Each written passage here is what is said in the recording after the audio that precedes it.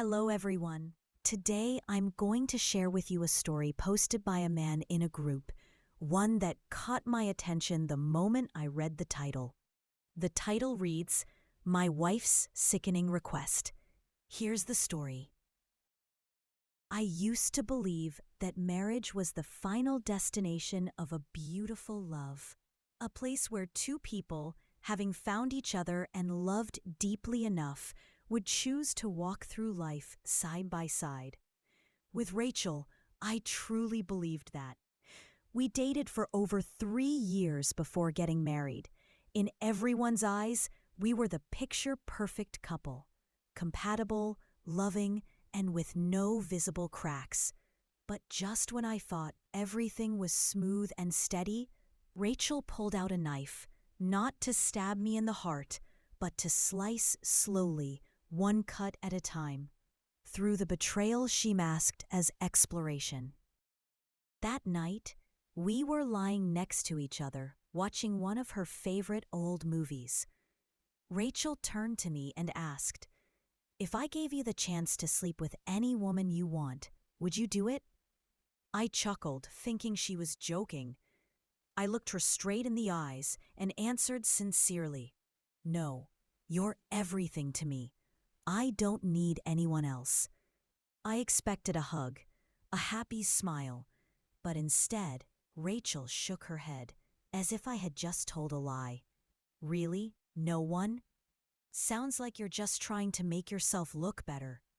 I didn't understand, but she didn't stop there. Rachel told me that lately she'd been feeling physically attracted to a coworker. No emotional attachment, just pure physical curiosity, and she wanted to try it. I turned to look at her, thinking I had misheard. "What would you think if I slept with David?" she asked casually, like she was asking if I wanted to eat out tonight. Time froze. I looked at Rachel, the woman I had loved, trusted completely, and in that moment, I didn't recognize her anymore. My heart started pounding. Part of me wanted to believe this was a joke, a harmless test in marriage. But her eyes, calm, deliberate, with no hesitation or remorse, felt like an invisible slap that stung deeply. I felt humiliated, as if all my efforts, loyalty, and years of building trust had become a joke to her. She didn't just want to cheat.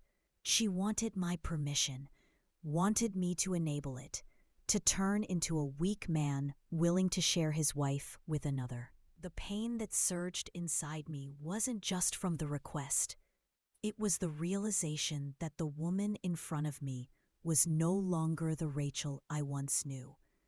She had changed, colder, more selfish.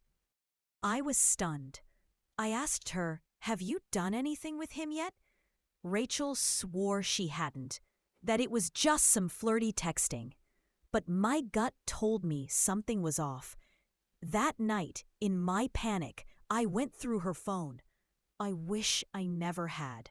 Nude photos I had never seen, provocative texts to that man, made me want to smash the phone against the wall.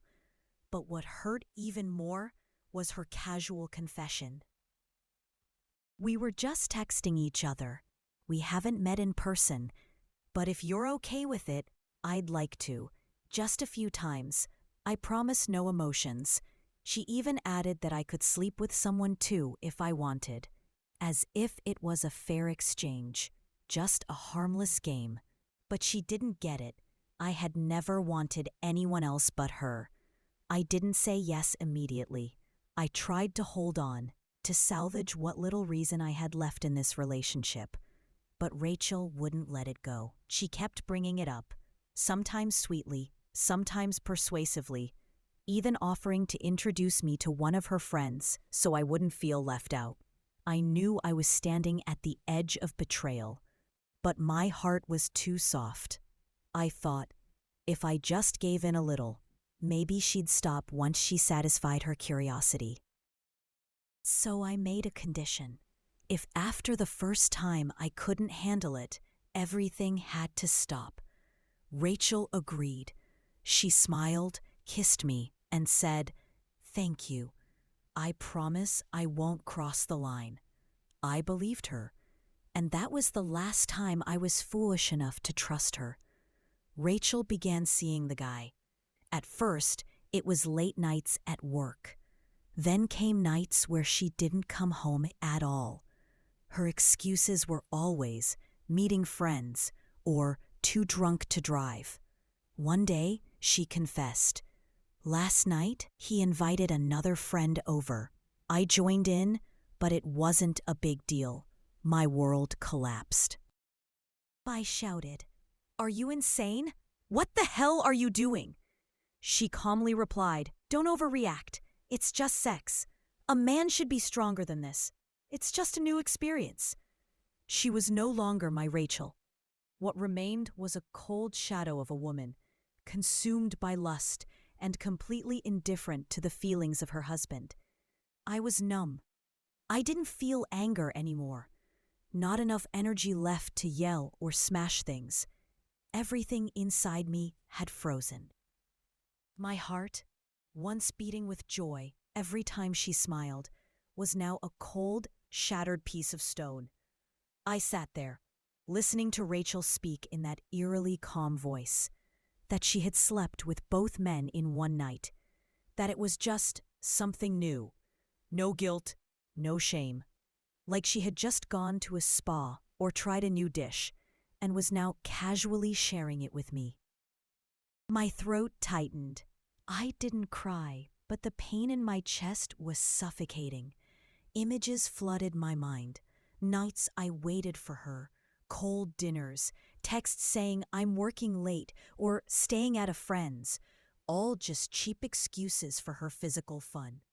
I used to think if she ever betrayed me, I'd scream, destroy things, walk out.